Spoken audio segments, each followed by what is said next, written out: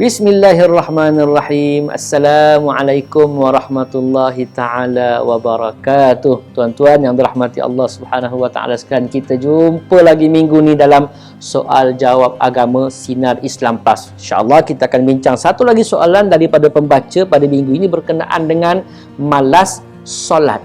Satu cerita hal juga kan, malas solat, ataupun kalau solat pun dia suka solat ujung-ujung, dia tak segerakan solat, menangguh-nangguh solat. Dan macam mana cara kita nak mewujudkan rasa nak bersegera untuk solat?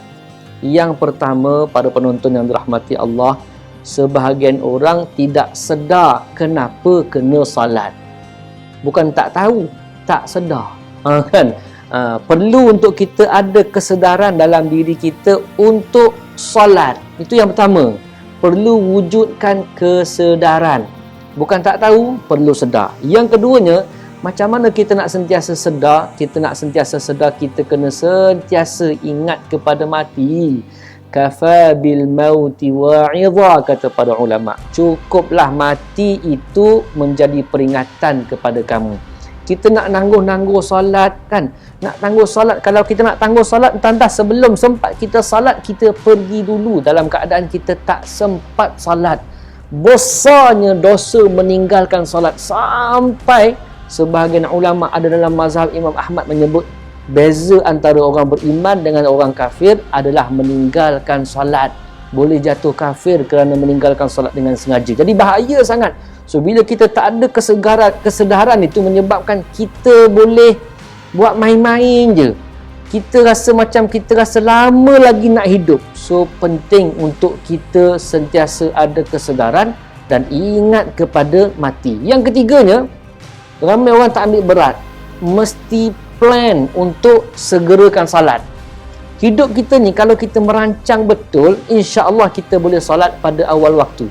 Kita bukan tak nak solat di awal waktu. Ramai orang tahu afdalul a'mali ilallah was-salatu fi waqtiha. Sebaik-baik amalan di sisi Allah adalah solat pada waktunya. Sebahagian orang dipikir macam, kalau saya gabungkan solat pun okey kot.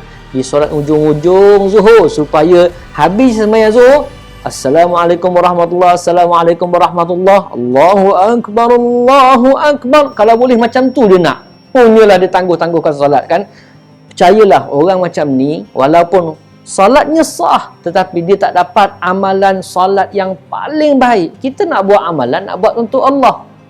Kita nak solat untuk Allah. Tiba-tiba kita solat tu Allah tak suka. Walaupun sah memang sah, tapi bukan amalan yang paling baik yang kita nak serahkan kepada Allah.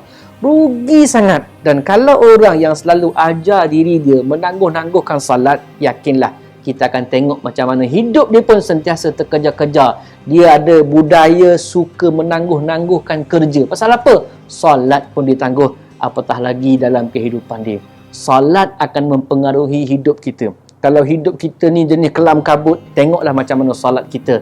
Pasti salat kelam kabut kan. Kalau hidup suka menangguh-nangguh, tengok salat kita. Pasti biasanya solat pun kita tangguh-tangguh selalu. So mudah-mudahan kita dapat baiki kualiti kehidupan kita, baiki dulu solat kita. Mudah-mudahan Allah bantu kita dan pastinya insya-Allah hidup kita lebih tersusun dan lebih terpimpin insya-Allah. Boleh macam tu insya-Allah. Jumpa lagi di minggu yang akan datang.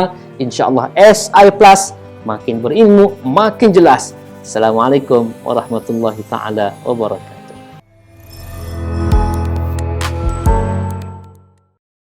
SI Plus.